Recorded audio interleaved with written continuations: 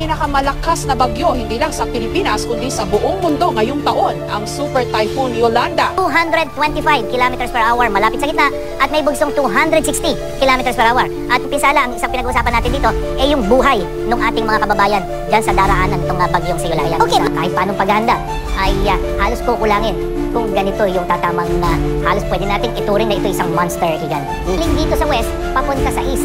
So yung hangin galing sa lupa, papunta sa dagat. Kaya walang masyadong storm surge dito kung titingnan mo. Pero dito sa Tacloban, hanggang iba pang lugar, malapit sa mga bagyo, galing dito sa dagat, papunta sa lupa, yun yung itinulak ng mapakalakas na hangin. Kaya matindi yung storm surge dito sa north of the eye kaysa dun sa south of the eye. Pero hindi, kalakasan itong bagyong to. Nanakit yung tenga nila. Tapos, ang tunog ay parang halimaw daw na umuungol. Malaking factor dito sa pagtaas ng tubig. Kasi ang nangyayari sa storm surge yan, maliban sa malakas na hangin, malakas na alon, yung napakababang pressure ng bagyo, inaangat yung tubig.